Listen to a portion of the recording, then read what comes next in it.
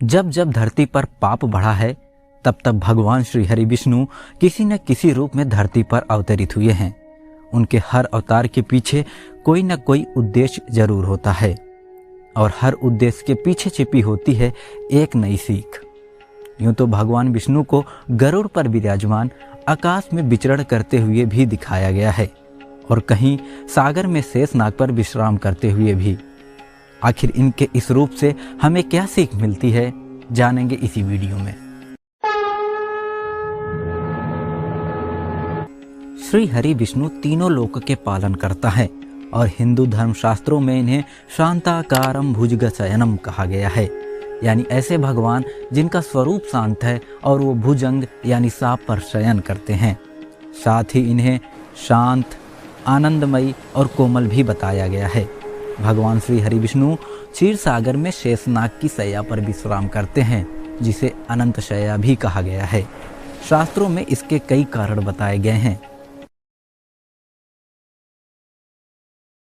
शेषनाग भगवान विष्णु की ऊर्जा का प्रतीक है, जो कि अनंत है। यह एक कालचक्र की भांति है जो चलता ही रहता है। अर्थात जब भी सृष्टि पर पाप बढ़ेगा तब भगवान श्री हरि विष्णु धरती पर अवतरित होंगे और सृष्टि की रक्षा करेंगे।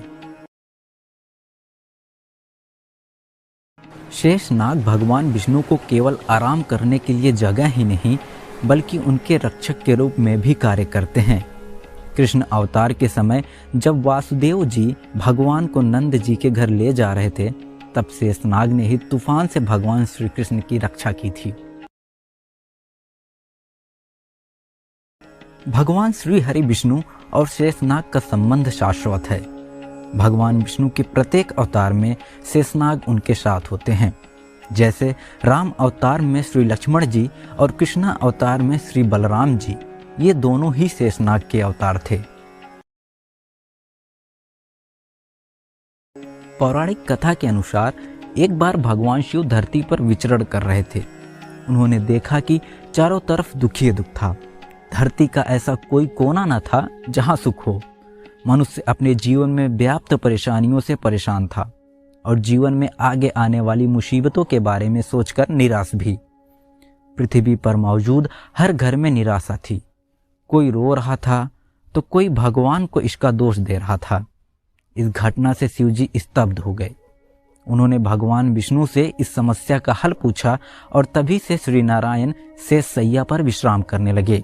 और इनके इस रूप से हमें जीवन में बहुत कुछ सीखने को मिलता है। यूं तो हमारा जीवन संघर्षों से भरा पड़ा है। कदम कदम पर नई चुनौतियां हैं। हर व्यक्ति के अपने कुछ कर्तव्य और कुछ जिम्मेदारियां हैं। कई बार इन्हीं कर्तव्यों का निर्वहन करते हुए व्यक्ति के जीवन में तमाम बाधाएं आती हैं। कई बार इन्हीं परेशानियों से मनुष्य बुरी तरह टूट जाता है। ऐसे समय में व्यक्ति को नारायण की प्रतिमा को देखकर प्रेरणा लेनी चाहिए कि कैसे श्री हरि काल की शैया पर शयन करने के बावजूद भी विचलित नहीं होते। श्री हरि विपरीत परिस्थितियों में भी शांत, स्थिर, निर्भय तथा निश्चिंत हैं और अपने धर्म का पालन कर रहे हैं।